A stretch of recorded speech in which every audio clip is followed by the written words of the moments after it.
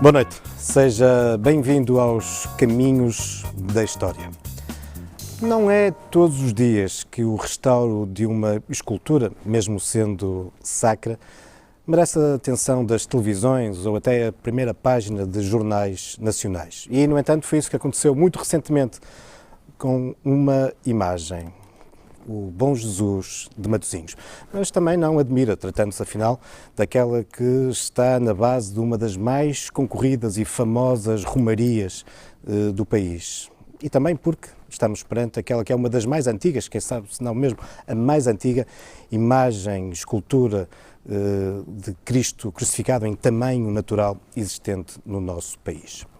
O resultado dos trabalhos de conservação dessa imagem foram objeto de uma tese de mestrado muito recentemente apresentada na Universidade Católica por Alexandre Magnies, que foi o técnico responsável por esses trabalhos de conservação. Alexandre Magnies, que está hoje aqui connosco e com quem iremos conversar sobre exatamente os trabalhos bem complexos da conservação e restauro da imagem do Bom Jesus de Matosinhos. Mas primeiro, antes da nossa conversa, e nomeadamente para aqueles que não conhecem muito bem a história, as tradições em torno do Bom Jesus de Matosinhos, convido-vos a acompanhar a peça que vai ser transmitida de seguida, após a qual estaremos aqui para essa conversa. Quando consigo desse lado, até já.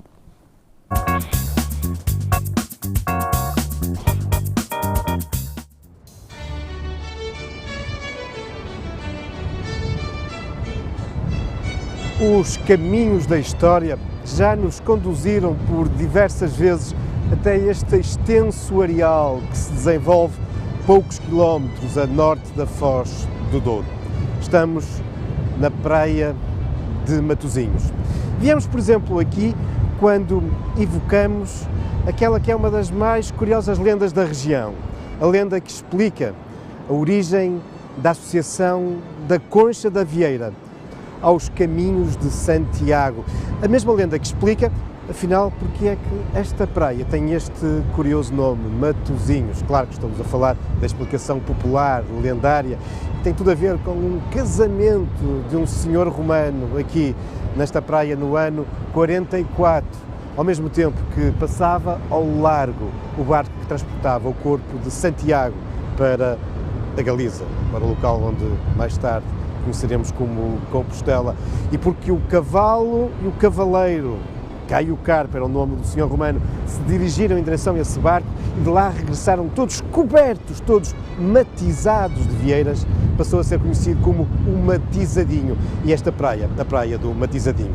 Mas os caminhos da história já nos conduziram a este areal, quando evocamos aquela que foi a maior tragédia de que há registro na costa portuguesa, o famoso naufrágio que ocorreu de diversas embarcações de pesca na noite de 1 para 2 de dezembro de 1947 e que se encontra aqui bem assinalada por um monumento, uma escultura de José João Brito, inspirada num famoso quadro do mestre Augusto Gomes.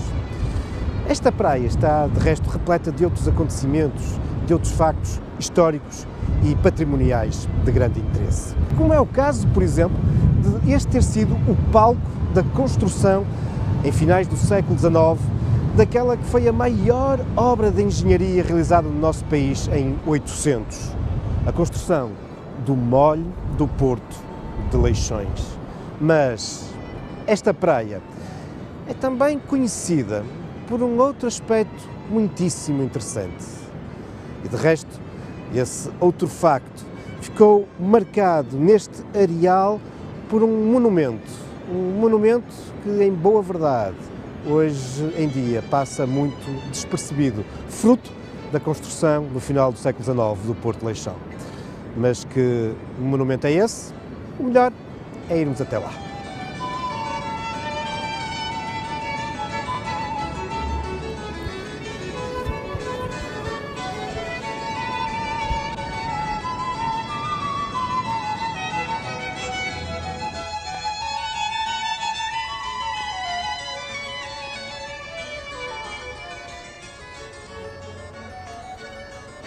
Classificado em 1971 como Monumento Nacional, o zimbório do Senhor do Padrão encontra-se hoje algo escondido entre a malha urbana da cidade de Matosinhos e o Porto de Leixões. E por isso perdeu totalmente o forte impacto paisagístico que possuiu durante séculos. Afinal, o local onde nos encontramos foi até os inícios do século XX, até a construção do Porto de Leixões, foi praia, fazia parte do extenso areal de Matosinhos e por isso, isolado aqui no meio da praia, este monumento tinha um fortíssimo impacto para quem estava no mar e olhava para a terra, ou então para quem vinha do Porto em direção a Matosinhos, que nessa altura se estendia fundamentalmente nas margens do rio Lessa. Bom, aqui no meio deste ermo, deste verdadeiro deserto, o zimbório do Senhor do Padrão tinha de facto uma grande força na paisagem. Mas que marca afinal este monumento? Porque a construção deste imponente estrutura que data algures da segunda metade do século XVIII, porque é a sua construção aqui no meio da praia.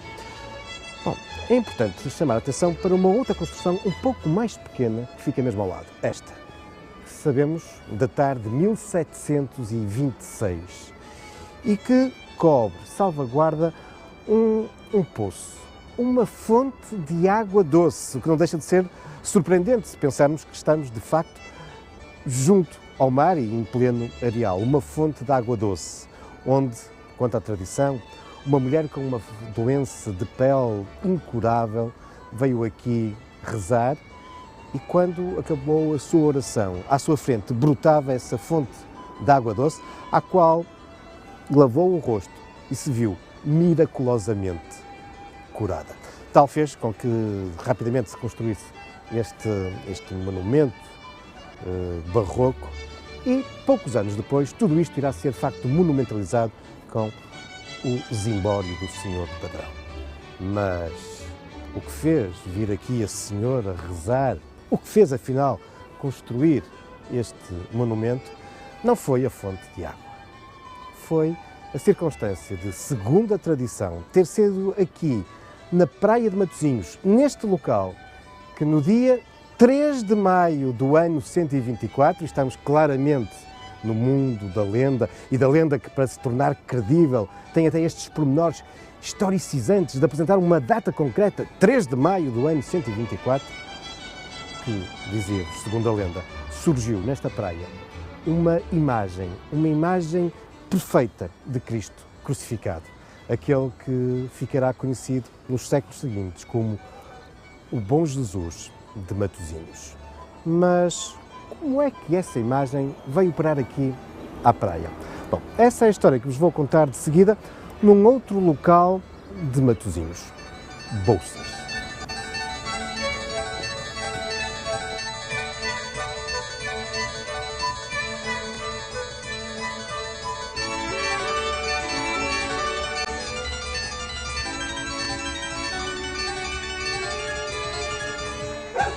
Encontramos-nos agora bem no coração da cidade de Matosinhos, num pequeno lugar que passa despercebido a maior parte das pessoas que passam, que visitam Matosinhos e, em boa verdade, a muitos dos matosinhenses. Estamos no pequeno lugar de Bouças, um emaranhado de pequenas e tortuosas ruas. E afinal, encontramos naquele que é o local de origem de Matosinhos. E esta malha urbana, mais não é do que a malha herdada dos tempos medievais. Sim, porque aqui, numa época anterior ainda à nacionalidade, existia um mosteiro, o Mosteiro de Bouças, à volta do qual foi nascendo esse núcleo urbano que ia dar origem a Matosinhos, muito antes da povoação se desenvolver junto ao mar e junto ao rio. Pois bem, foi aqui, neste mosteiro, de que ainda hoje restam alguns vestígios arqueológicos, que, segundo a tradição, a imagem que tinha dado à praia e tinha sido recolhido pelas gentes do mar, foi aqui guardada. E aqui se manteve até que, em meados do século XVI, e agora abandonamos a lenda e entramos na história, em meados do século XVI, a igreja do Mosteiro de Bouças é desativada e é construída uma nova igreja, a igreja de Matosinhos. A imagem do Bom Jesus de Bouças, como até aí era conhecido, passará a partir de então a ser conhecida como a imagem do Senhor de Matosinhos. Uma imagem que fica associada a muitas lendas e foi objeto de grande devoção ao longo dos séculos, até aos nossos dias. Isto porque essa antiquíssima imagem, quando foi achada na praia de Matosinhos, no lugar que por isso mesmo está assinalado com o Senhor do Padrão, faltava-lhe, diz a lenda, faltava-lhe um braço. E 50 anos depois, é uma pobre mulher que, recolhendo no areal pedaços de madeira para em casa alimentar a sua lareira, acaba por perceber, fruto da indicação da sua filha, que um pedaço de madeira que colocava no fogo era o braço que faltava na imagem do Bom Jesus de Bolsas. E este foi o primeiro milagre, porque diz a narrativa tradicional que até aquele instante a filha era surda-muda de nascença. Transportado rapidamente aqui até à igreja, esse pedaço de madeira, de facto, encaixou de tal forma na imagem que, a partir daí, nunca mais se percebeu qual tinha sido o braço do Bom Jesus de Bolsas, que durante todos aqueles anos tinha ficado sem o seu membro. Mas que imagem era esta, afinal, de Cristo crucificado? E como é que ela surgiu na praia de Matosinhos? Bom, a lenda apresenta-nos aspectos muito interessantes, mas para vos revelar esses pormenores, o melhor mesmo é irmos até ao local onde hoje se encontra a imagem, a igreja de Matosinhos.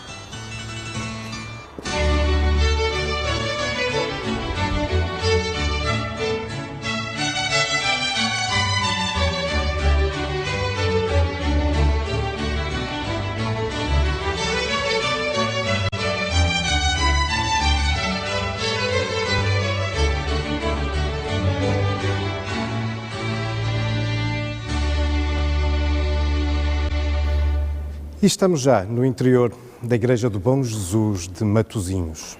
No seu aspecto atual, este templo data, em grande medida, do século XVIII. A sua fabulosa fachada é, por exemplo, obra desse notável arquiteto do Barroco, que foi o italiano Niccolò Nasoni. O mesmo arquiteto que vai altear as paredes laterais, permitindo a abertura destes magníficos altares de grande dimensão. O século XVIII, que está aqui também profundamente marcado através da fantástica obra em talha dourada. E, no entanto, este monumento data na sua origem do século XVI. Foi nessa altura que a Universidade de Coimbra, que possuía o padroado de Matosinhos, mandou construir esta igreja. O lugar de Bolsas era já um pequeno lugar que não vinha demonstrando uma grande evolução face àquele que na Idade Média era um pequeno lugar, muito pequenino, nas margens do rio Lessa, lugar de Matosinhos, que com os descobrimentos, com a construção naval, com o envolvimento dos mariantes desta terra na epopeia da expansão e das viagens marítimas, Matosinhos ganha muito mais importância. E por isso, no século XVI, a igreja é transferida aqui para Matosinhos. A igreja e também a imagem. Essa imagem que há séculos, desde a Idade Média, era devocionada no Mosteiro de Bolsas e que passava agora a ficar aqui no interior da Igreja de Matosinhos e a ganhar esta designação de Bom Jesus de Matosinhos. Uma imagem que, como vos dizia, a lenda faz originar a épocas muito recuadas. Segundo a tradição lendária, a origem desta escultura remonta mesmo aos primeiros momentos do cristianismo. Teria sido concebida logo após a crucificação, por uma personagem que, de resto, teve um papel importantíssimo nesse momento. Nicodemos. Nicodemos que vamos, de resto, encontrar representado aqui, no altar-mor do templo.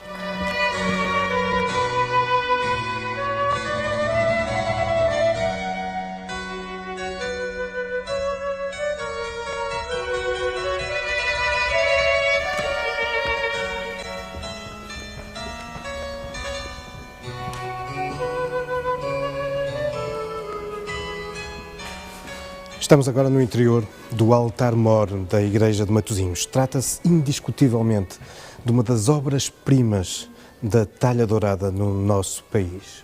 Uma obra fabulosa que aqui se pode contemplar.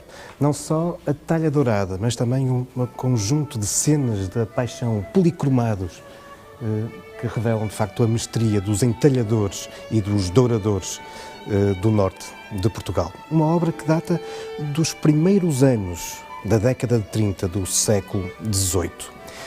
Mas é aqui também, no altar-mor, que podemos contemplar aquela que é uma representação de Nicodemos.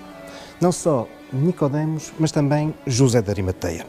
São eles que, na tradição bíblica, foram responsáveis por retirar o corpo de Cristo da cruz, de o envolver no sudário. De resto, um e outro estão aqui representantes segurando no sudário. E que vão transportar o corpo de Cristo para o sepulcro, que de resto pertencia a um deles, a José de Arimateia. Ora, segundo a lenda, Nicodemos, que era um homem que tinha também muito jeito para trabalhar a madeira, muito impressionado com tudo o que assistira e também porque possuía essa representação, esse verdadeiro retrato de Cristo que tinha ficado impresso no sudário, vai-se inspirar para fazer várias imagens de Cristo crucificado. Irá talhar a madeira. Há algumas versões lendárias que dizem que fez 3, outra que fez 5 imagens, há até uma versão que diz que desbastou todo o bosque à volta de sua casa. O que todas as lendas voltam a estar de acordo é que, entretanto, perseguido pelos romanos e pelos judeus e com medo de ser acusado de ser cristão, atirou todas essas imagens para o mar. E a mais perfeita de todas, aquela que ele havia feito em primeiro lugar, acaba por dar à costa na praia do Matizadinho, a 3 de maio do ano 124. O 3 de maio não é por acaso. No calendário religioso, 3 de maio é o dia da Santa Cruz, o que vem conferir maior importância, sacralidade à descoberta da imagem do Bom Jesus na praia de Matosinhos. Estamos, obviamente, no mundo das lendas. O que não deixa de ser interessante é que um pouco por toda a bacia do mar Mediterrâneo, no sul de Espanha, na costa portuguesa, aqui em Matosinhos, mas também na Galiza e até no Canal da Mancha, nós encontramos mais de 20 antigas imagens esculpidas de Cristo com um fundo lendário semelhante ao Senhor Matosinhos. Imagens que são atribuídas a Nicodemos.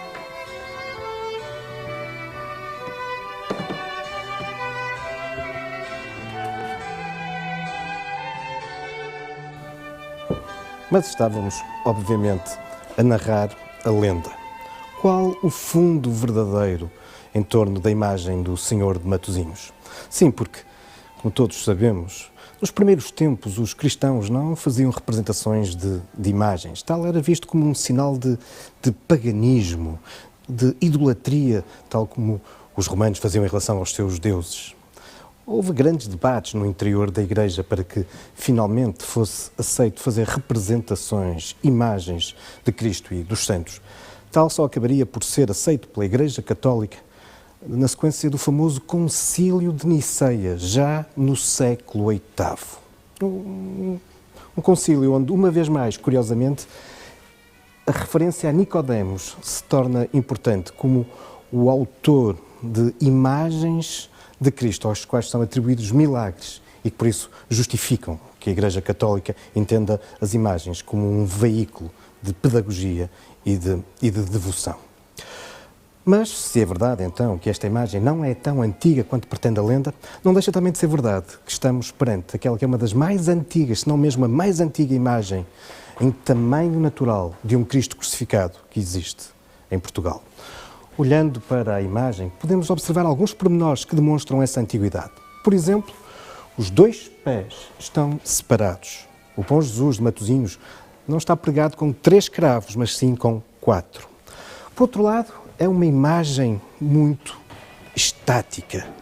Cristo não se contorce de dores, como será depois habitual nas imagens plenamente barrocas ou, antes disso, já as imagens do gótico. Não, este é um Cristo muito mais do românico, um Cristo majestade, um Cristo que vence a morte, está aqui estático. Reparem, as mãos não estão crispadas, estão serenas, abertas. O corpo não está dobrado, os braços em cima. Não, é um Cristo que todo ele vence a morte, está de forma majestática. Mas há outros motivos que demonstram a antiguidade da imagem. Para todos os efeitos, do ponto de vista do realismo anatómico, é um Cristo, enfim, de alguma forma muito rudimentar, longe de representar os músculos, as veias, as marcas dos ossos, como veremos depois em imagens de épocas posteriores. É também um Cristo muito púdico, no sentido em que os panos da paixão cobrem totalmente as pernas. Num dos casos, vai até aos joelhos. São tudo marcas, pormenores, que demonstram, segundo os historiadores da arte, do ponto de vista da tipologia, da forma, que demonstram estarmos perante uma imagem muito antiga. Mas aquilo que os historiadores da arte vinham defendido foi muito recentemente sublinhado, comprovado por uma intervenção de conservação e restauro a que esta imagem foi objeto. Foi com efeito uma intervenção minuciosa que permitiu salvaguardar esta imagem que se encontrava já num estado de conservação crítico. Mas esta intervenção desenvolvida por Alexandre Magnier, promovida pela paróquia, com o suporte e o apoio financeiro da Câmara de Matosinhos, veio também definitivamente comprovar a datação desta imagem, a sua antiga cronologia. Estamos perante uma imagem muito antiga, uma imagem que foi submetida a ataque, a radiografias, a trabalhos minuciosos de conservação.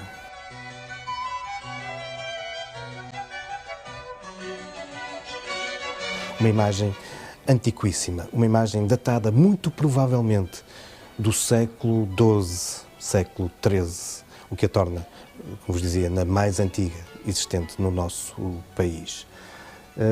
Um trabalho que não só se preocupou com a consolidação da imagem, mas como que foi fazendo também um trabalho de ir despindo o Senhor de Matosinhos das diferentes camadas de pinturas e de tratamentos que ao longo dos séculos ele foi recebendo, não só porque havia que consolidar alguns bocados que estavam pior conservados, ou também porque foram essas pinturas se adaptando aos gostos de cada época. E provavelmente muitos telespectadores se recordam de, até esta intervenção, o Senhor de Matosinhos apresentar uma longa cabeleira loira que lhe foi colocada no século XVII ou no século XVIII. Pois bem, esta intervenção veio permitir não só em alguns locais percebermos essas antigas pinturas, como particularmente na questão do rosto, veio permitir reconstituir de uma forma muito mais aproximada aquilo que seria o aspecto original do Senhor de Matosinhos, colocando nomeadamente à vista o trabalho do cabelo e da barba diretamente talhado na madeira. Enfim, são muitos dos motivos que nos podem fazer vir a Matosinhos para observar este património associado ao Bom Jesus de Matosinhos. Um outro local incontornável é também o Museu da Misericórdia.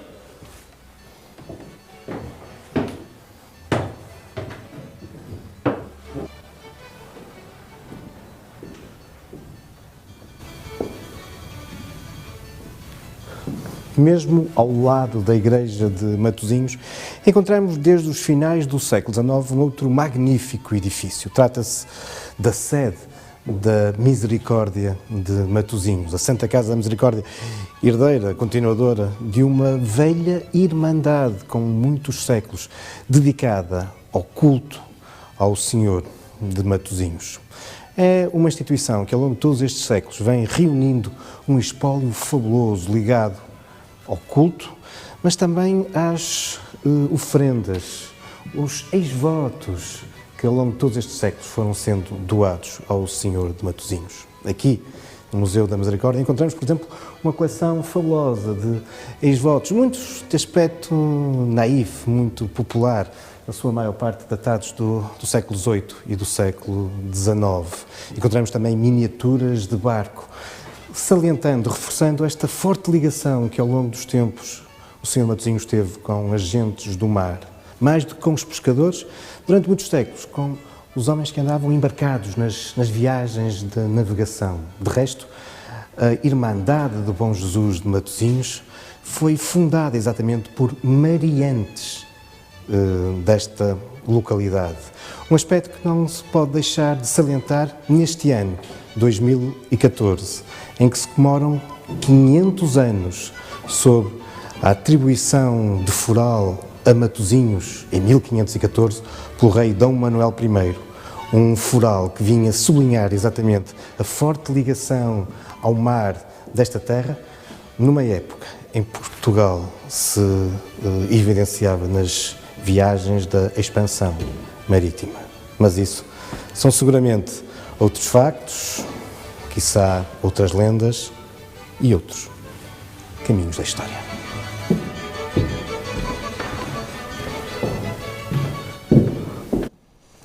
É de facto uma imagem verdadeiramente notável, esta do Bom Jesus de Matosinhos.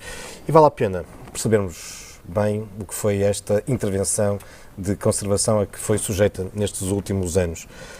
Como vos disse antes da peça, está aqui em estúdio connosco Alexandre Manias, para quem aproveito para agradecer, conservador e restaurador, e foi o responsável por essa intervenção. Alexandre Manias, que concluiu o curso superior em Conservação e Restauro em 1992, desde então, enfim, desenvolveu um notável currículo com intervenções, quer em termos individuais, quer em equipas, em projetos muito importantes de restauro, entre outras, cito aqui da Igreja do Carmo, no Porto, da Igreja de Bom Jesus de Matosinhos, a Capela Solar da Rede em Mesão Frio, também aqui no Porto, por exemplo, a Capela do Bom Sucesso, na Igreja de Lordelo, igualmente. No retábulo Mor da Sé Nova de Coimbra. Mais recentemente trabalhou também no restauro da famosa charola, das esculturas da charola de Tomar, do Convento de Cristo em Tomar. Tem também uma intensa atividade ligada à formação em restauro e, muito recentemente mesmo, apresentou de uma forma brilhante a sua tese, que lhe, enfim, conferiu o título de mestre em conservação e restauro de bens culturais na Universidade Católica do Porto. E a tese do Alexandre Manias foi exatamente, classificada como 19 valores, foi exatamente o seu trabalho de conservação da imagem do Bom Jesus de Matosinhos. Alexandre, obrigado pela presença. Obrigado. E como é que estava, de facto, a imagem do Senhor de Matosinhos? Antes de mais, quero agradecer o teu convite, o convite do Porto Canal, e quero também agradecer, sem dúvida, ao Padre Manuel Mendes, que me acolheu, que aceitou esta ideia de braços abertos, e à Câmara Municipal de Matosinhos, na pessoa do Dr. Guilherme Pinto, também o vereador Fernando Rocha, que acompanhou sempre por perto, e não posso esquecer, sem dúvida, toda a comunidade da paróquia de Matosinhos. Como é que estava a imagem? A imagem, na verdade, estava em muito mau estado de conservação e ameaçava desfazer-se rapidamente. Nós temos algumas imagens em que eu vos posso mostrar, não é, como é que ela se encontrava. Eu pedi à realização, então, para colocar algumas imagens para o Alexandre ir comentando.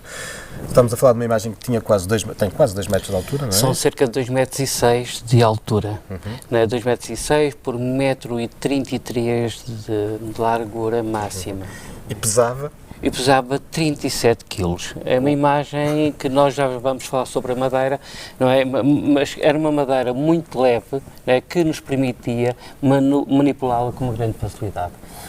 Mas esse peso demonstra bem de que ela estava muito porosa, é? Sim, também devido ao ataque do inseto xilófago, inseto que ataca a madeira, que ao longo dos tempos que foi degradando.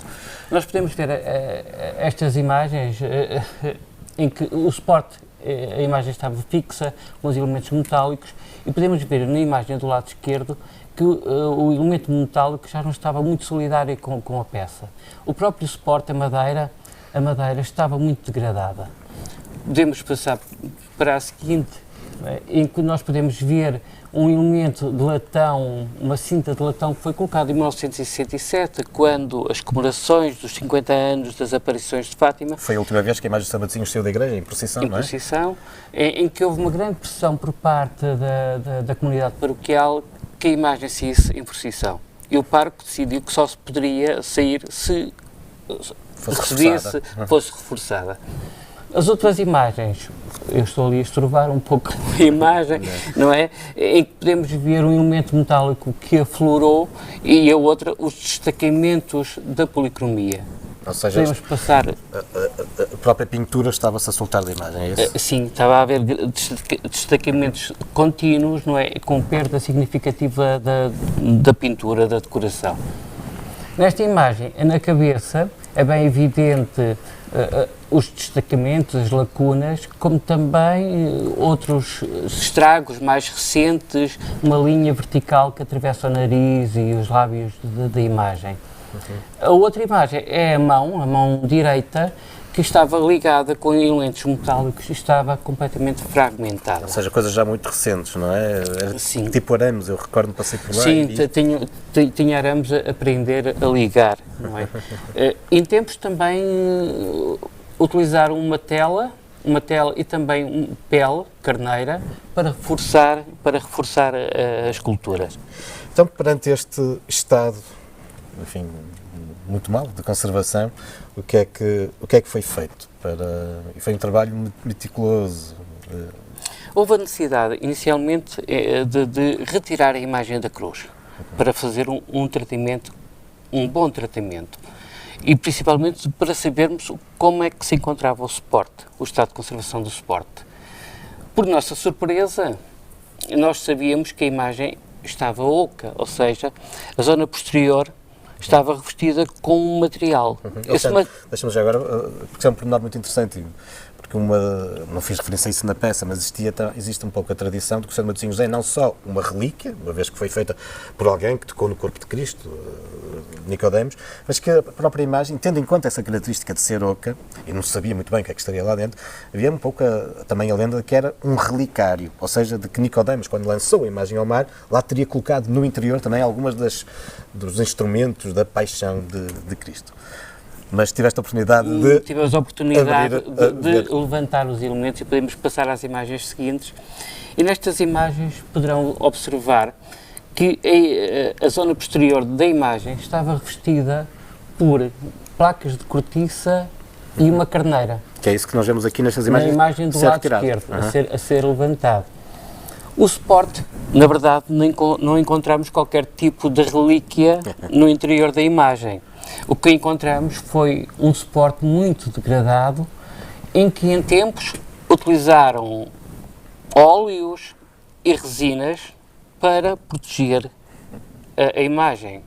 Também já no intuito, provavelmente, de anular e matar o inseto xilófago. Não é caso único, há muitas imagens que de facto têm este tratamento de serem ocas, não é? Diz por vezes que é para não pesarem tanto, no caso de procissões, que não seria aqui o caso, não é? E diminuir a força da madeira, muitas vezes para evitar que ela fenda. Exatamente, a partir do cerne, não é? Remover o máximo de matéria para diminuir a força da madeira, para não fender com tanta facilidade. Estas imagens que nós vemos foi uma surpresa muito grande para nós. Encontramos a imagem cortada em duas partes, um pouco abaixo da pelve, em que esses elementos, estas duas partes, estavam ligadas com os grampos metálicos, como podem observar na imagem inferior. Essa é de facto uma das grandes surpresas. Ninguém imaginava que a imagem de Santo Matosinhos, afinal, era constituída por duas partes. Por duas partes, não é? Nem se concebia a execução de uma imagem executada em duas partes, não é? Claro. Era uma peça executada o máximo em 3 blocos de madeira, o corpo principal e os braços, não é? Só isso. Nas imagens seguintes, nós podemos observar, nestas imagens, então, a degradação significativa da madeira, tanto numa como na outra, e a oxidação significativa dos pregos que foram utilizados para fixar a cortiça e a pele.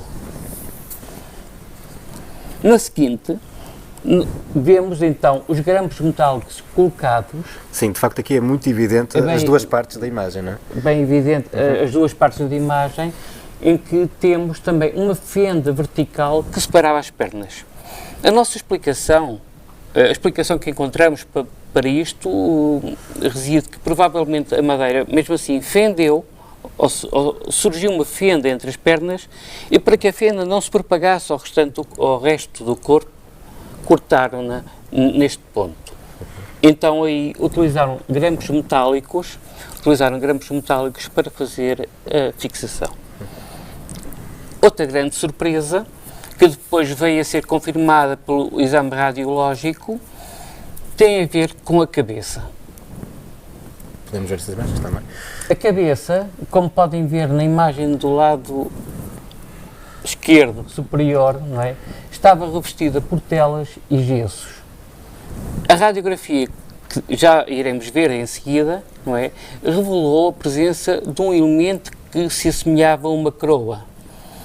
Isto é muito curioso, porque a maior parte das pessoas que conhecem a imagem do Senhor de Matosinhos, quanto mais seja de irem à Romaria do Senhor de Matosinhos, sempre se habituaram a ver uma imagem com uma longa cabeleira loura, que retiraste e aparece de facto não só talhado na madeira, enfim, os vestígios de um trabalho do cabelo, mas também, como referias, então uma coroa. É isso? O historiador Correia de Campos, em tempos, disse que estes materiais provavelmente ocultavam uma coroa, mas uma coroa de espinhos, não é? Uma coroa torça, não é? Uma coroa de espinhos. Mas não é. O que nós podemos depois encontrar, e na imagem seguinte, foi a remoção desse material, e que revelou a presença de cabelo, de um cabelo esculpido. Estamos a falar de cabelo talhado diretamente cabelo entalhado diretamente na madeira, como também nestas imagens que estamos a observar, podemos ver que além do cabelo ter sido esculpido diretamente na madeira, não é? Que posteriormente utilizaram uma tela para anular algumas fendas, a degradação que a imagem foi sofrendo, não é? Eram critérios adotados na altura, não é? Podemos ver que a imagem foi também, e os cabelos foram em tempos dourados. Na imagem inferior do lado. Isso remete-nos de facto para as várias fases de pintura, não é? Temos vestígios remete-nos para as várias fases de pintura, das pinturas, das policromias, e nestas imagens nós temos aquilo que nós entendemos que seja a decoração original do perisónio. O perisónio, ou quem diz o pano da pureza, que reveste o significativo é a imagem. No lado esquerdo nós temos os elementos vegetalistas em tons esverdeados, não é? E na parte inferior temos uma fímbria dourada que provavelmente corresponderá a esse primeiro momento. Ou seja, e depois, detectaram-se várias fases de pinturas, cerca de 4 níveis de policromias anteriores. E depois temos, sim, uma decoração completamente dourada, com uma decoração vegetalista em tons vermelhos. E como é que foi desenvolvido então o trabalho de restauro? Isto é, eu imagino que, desde logo, a surpresa de estarmos perante duas metades, não é? Duas peças, colocou um grande desafio. Como resolver essa questão? Porque já não dava para voltar a meter aquela cinta de latão, nem aqueles grampos que já tinham perdido a funcionalidade. Tinham perdido a funcionalidade e também o suporte não permitia que reutilizássemos esses sistemas de fixação. Então, os primeiros passos foi a limpeza, remover todo o material espúrio, tudo aquilo que estava a mais, ao nível de massas, de gessos, não é? E consolidar o suporte.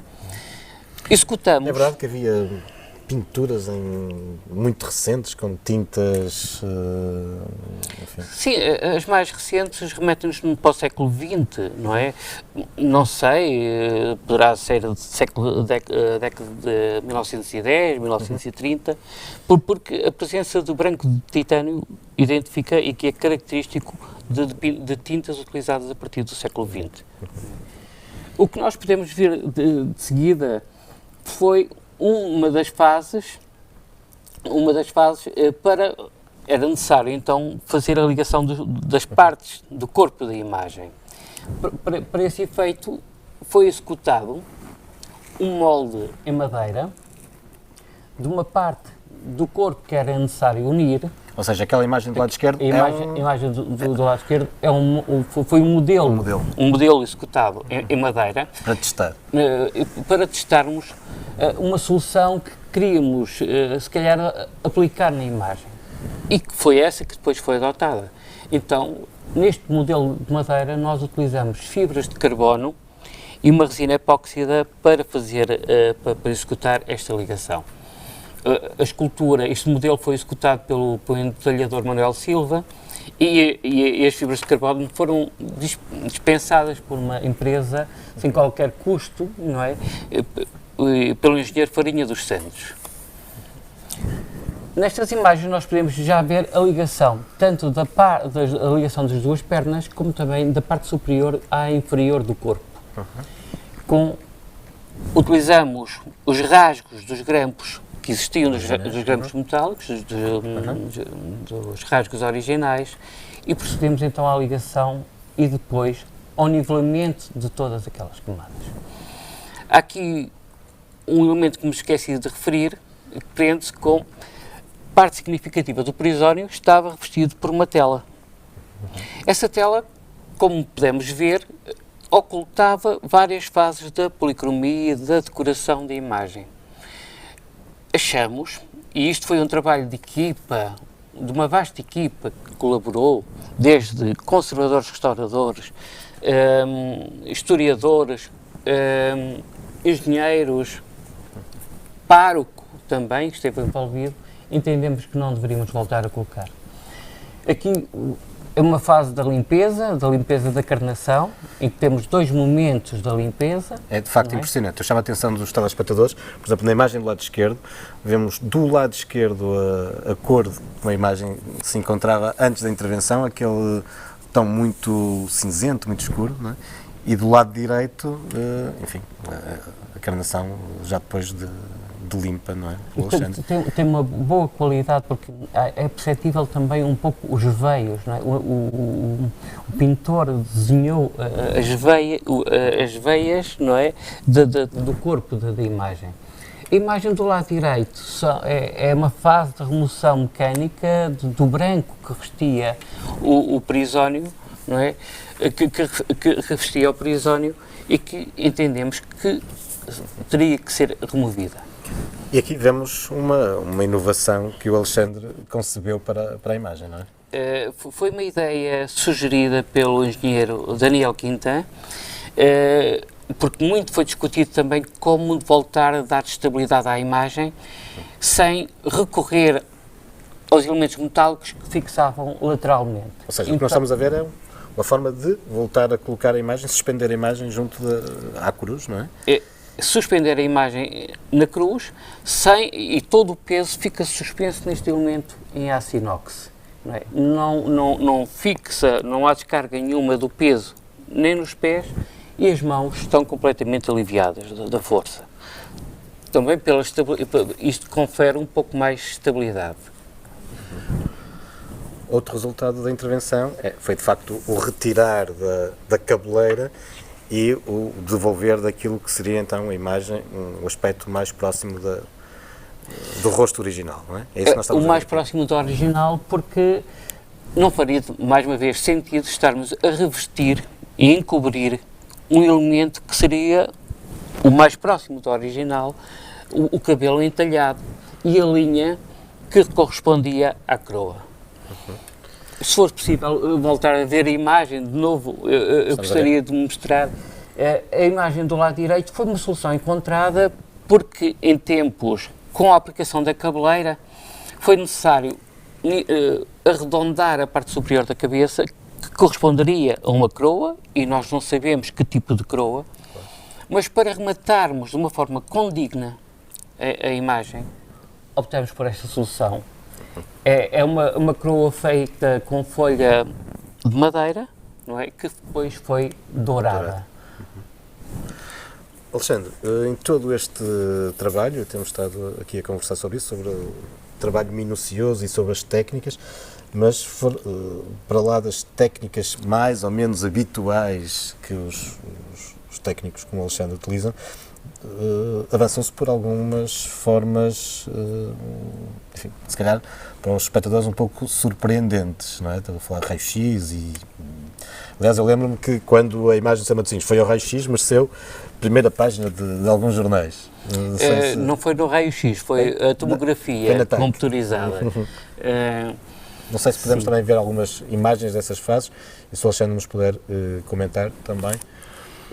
Todo Cá este está, trabalho, o mais uma raio-x, vez refiro, teve um grande contributo da minha orientadora, Ana Calva, Carolina Barata, também os contributos das técnicas da Direção-Geral do Património Cultural, Isabel Dias Costa, Adriana Amaral, e nesta imagem do raio-x realmente veio-nos revelar aquele elemento muito importante que corresponde àquela linha que seria provavelmente de uma coroa, ou da aplicação de uma coroa em metal. Temos alguns sulcos, e esses sulcos poderiam corresponder à aplicação de pedrarias, né, elementos para a decoração da coroa, ou de encaixe da coroa metálica. Chama a atenção nesta imagem da qualidade, do entalhe da cabeça, do pormenor. É verdade, acaba por se ver melhor isso no raio-x do que propriamente a olho nu hoje em dia, não é? Depois de tantas pinturas e repinturas, não é? O trabalho do nariz, como eu disse, e também ao nível do globo ocular, não é? Que nos sugere, pela presença de uma linha, que os olhos estariam provavelmente fechados. Exato. E essa é uma característica muito interessante, porque hoje em dia diz-se que o senhor de Matosinhos é vesgo porque tem um olho que olha simultaneamente para cima e outro para baixo. Claro que há quem diga que isso seja intencional, que é o Cristo mediador que olha para o Pai e também para os homens. Mas o que o estudo do Alexandre veio revelar é que provavelmente de início a imagem estava de facto com os olhos fechados. Com os olhos fechados, não é? Eu não sei, de qualquer forma eu ia pedir à realização se podia voltar a colocar a imagem anterior, porque há também aqui um pormenor muito interessante no raio-x, não sei se... que é, Alexandre, aquelas manchas do lado esquerdo no ombro correspondem a pregos? Aqueles são pregos, são cavilhas de fixação dos braços, mas são elementos que foram aplicados ao longo dos tempos, porque os braços eram ligados com um elemento em madeira, não é? E está o sistema de encaixe. Não utilizavam qualquer tipo de elemento metálico. E isso, portanto, são pregos posteriores. Não deixa de ser interessante se pensarmos na lenda do Senhor de Matosinhos e de como a imagem, segundo a lenda, da na altura fica sem um braço, até que ponto é que não pode ter aqui um fundo, enfim, verdadeiro, de uma ocasião qualquer em que No entanto, falava-se do braço esquerdo da imagem que apareceu posteriormente. No entanto, nós entendemos pelo exame radiográfico e pela tomografia que foi efetuada, não é, que são contemporâneos. Um braço e outro. E por falarem no ataque, cá está uma imagem interessantíssima do Sr. Matosinhos a ir a ataque. Despertou realmente um grande interesse, não é? E agradeço ao João Brito Pereira, não é, pelas facilidades que nos colocou, que nos permitiu a realização da tomografia ao corpo da imagem e que, como na imagem fria podem ver também o grande interesse. Ele esteve rodeado de bons médicos, não é? Não esteve lá sozinho, esteve lá abandonado. Não é? Podemos continuar e vamos ver agora a imagem exatamente então, do ataque. Uma imagem de uma tomografia. E esta imagem revela-nos e mostra-nos que o nó do perisónio, como eu vos disse, do pano de pureza, não é, foi executado, foi um elemento que foi colocado e que podemos ver onde a seta aponta um espigão em madeira para fixar esse nó. Além disso, podemos ver uma série de defeitos da madeira. Claro, e os próprios nós da madeira, isso é muito interessante. Mas também isto é fotografia microscópio? Temos de microscópio e temos também eletrónico, não é, do SEM, na parte superior. Alexandre, podes descodificar um bocadinho o que é isto para os telespectadores perceber? Do anterior ou deste? Dos dois. Pronto, do anterior nós estávamos, o microscópio eletrónico permite-nos avaliar o número de camadas de vezes que a imagem foi repolicromada. Ou seja, cada camadinha daquelas é uma... linhas, não é, que têm a ver com camadas de preparação e camadas de tinta, de pintura que foi aplicada. Claro, chama a atenção aos espectadores, estamos a ver uma fotografia de microscópio, não é? Portanto, muito ampliada. Ampliado, 200 microns, como estávamos a ver. E o outro da outra imagem, não é? A cores. Nós tínhamos os elementos químicos presentes. Estas são as imagens do corte anterior, os elementos do corte para identificação e caracterização de madeira, não é? E que é uma madeira de salgueiro, que é pouco comum em Portugal, não é? Que era mais frequente essa utilização principalmente em Itália e em França. Não há registro pelos estudos, não é, da presença da utilização desta madeira em esculturas em Portugal. De facto é também uma novidade. Aquele exame foi efetuado na Faculdade de Ciências da Universidade do Porto pelo professor José Pissarra. E estávamos a ver imagens do resultado de uma datação de carbono 14, não é? O carbono 14. Então o carbono 14 realmente revela-nos que a madeira para a execução da cruz foi cortada em 1210, mais ou menos 30 anos, e para a madeira, para a escultura, foi no ano 690.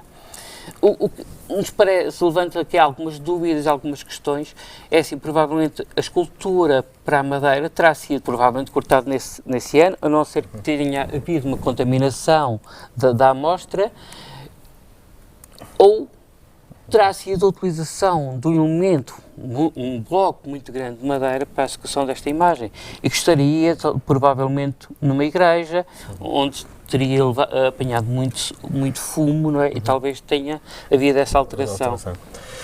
Bom, temos 3 minutos para terminar o programa e eu pedia ao Alexandre se nos podia, enfim, em termos sucintos, falarmos um bocadinho então sobre a imagem do Senhor de Matosinhos e comparando com outras imagens mais ou menos da época, ou que são atribuídas à época. Se nós pudermos ver, isto foi o aspecto final então da imagem, não é? Com a coroa, sem a cabeleira, não é? Que deu um aspecto mais próximo do original e que nos remete para outras imagens, como nós podemos ver, não a anterior, se for possível, desculpem lá, não é?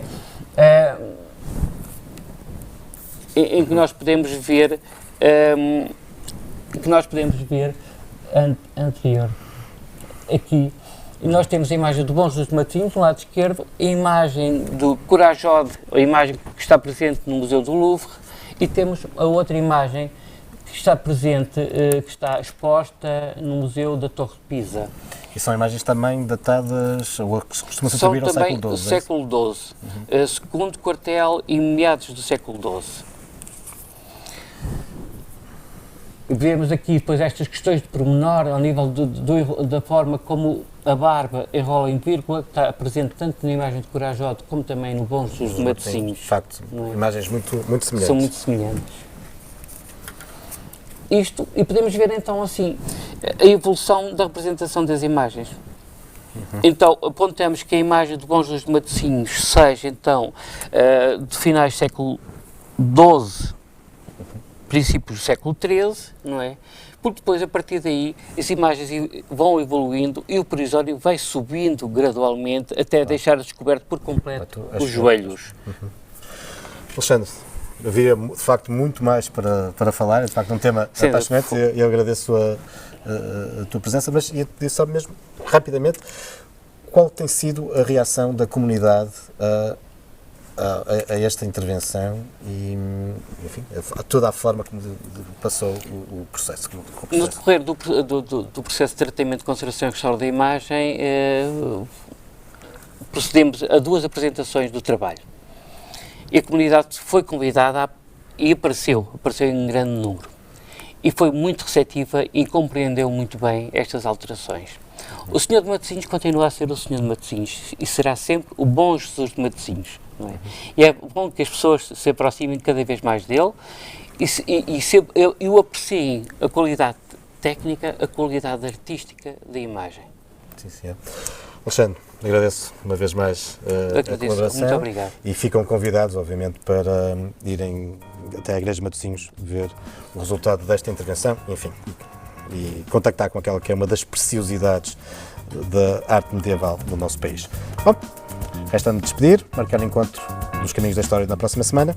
Até lá, boa semana, boa história.